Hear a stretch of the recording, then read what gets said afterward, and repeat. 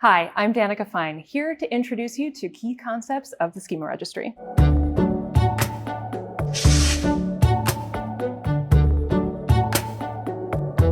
If you're a programmer, you'll be familiar with APIs. Whether it's a RESTful API or an object interface between your code and some other module or library, APIs provide a contract between two programs or modules, a contract that usually encapsulates state and behavior. Now, in event-driven programming, you may have noticed that there isn't really a parallel behavior. It's a pure data discipline. But schemas in the Schema Registry provide the explicit contract that a program generating events provides to other programs that are consuming those events. Implementing schemas over your data is essential for any long-lived event streaming system, particularly ones that share data between different microservices or teams. Programs that will vary independently of one another and that will value having a well-defined contract for the data that they share. We'll kick off the first module of the Schema Registry course by diving into the key concepts for using schemas as contracts and how they're stored in a Schema Registry. We'll start off generally, first discussing Kafka's loosely coupled design and how it solves one problem, but opens the door for another, allowing client applications to potentially get out of sync with each other as you make changes to the design and structure of your model objects. Then we'll describe how a Schema Registry provides what you need to keep client applications in sync with the data changes in your organization or business. So let's dive in and start learning about the Schema Registry. Applications that leverage Kafka fall into two categories. They're either producers or consumers, or both in some cases, but let's keep it simple for now. Producers are applications that generate messages or events that are then published to Kafka. These messages take the form of key value records that the producers serialize into byte arrays and then send over to the Kafka brokers.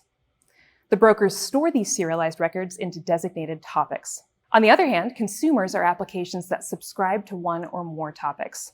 They request the stored events from Kafka and then process them. Consumers must be able to deserialize the bytes, returning them to their original record format.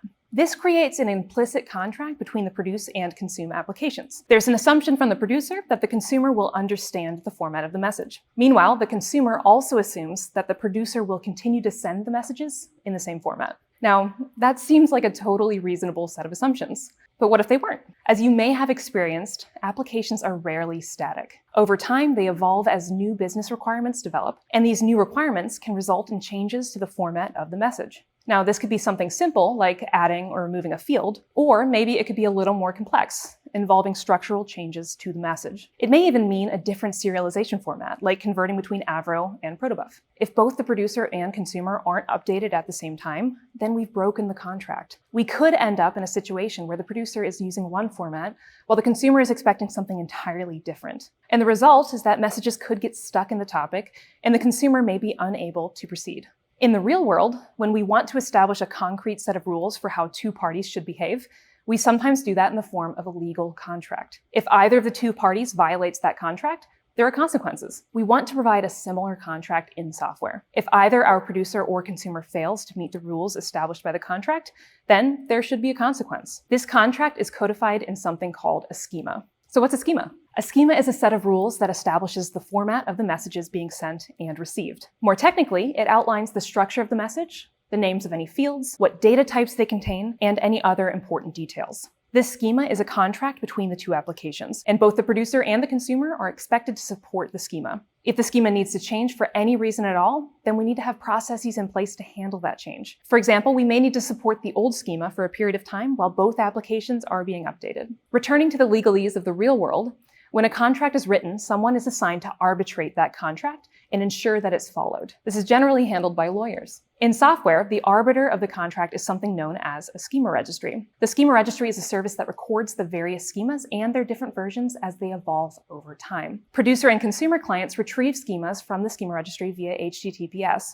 store them locally in cache, and then use them to serialize and deserialize messages sent to and received from Kafka. This schema retrieval occurs only once for a given schema, and from that point on, the cached copy is relied upon. Confluent provides a Schema Registry that can be integrated directly into Kafka applications. And it's versatile, supporting Avro, protobuf, and JSON schema formats. Now, while much of the information in this course is applicable to any Schema Registry, its focus is on the Confluent Schema Registry. As such, from this point onward, we'll refer to it simply as the Schema Schema Registry, with the understanding that it's the Confluent Schema Registry being discussed. As you go through this course, you'll learn how the Schema Registry can enforce the previously mentioned contract between your applications. At a high level, the course covers the schema workflow when using Schema Registry, how to utilize each of the schema formats supported by Schema Registry, managing schemas, integrating with client applications, schema subjects, and schema compatibility. Throughout this course, we'll be introducing you to Schema Registry through hands-on exercises that will have you produce data to and consume data from Confluent Cloud. If you haven't already created a Confluent Cloud account, take some time now to sign up so that you're ready to go with the first exercise. Be sure to use the promo code when signing up to get the $101 of free usage that it provides.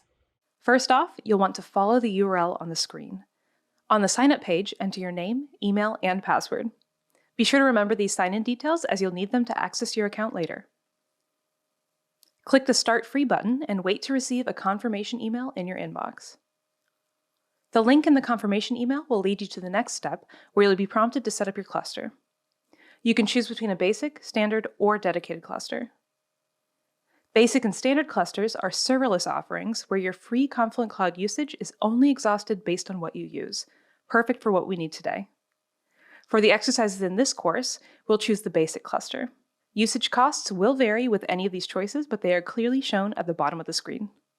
That being said, once we wrap up these exercises, don't forget to stop and delete any resources that you created to avoid exhausting your free usage. Click Review to get one last look at the choices you've made and give your cluster a name, then launch. It may take a few minutes for your cluster to be provisioned.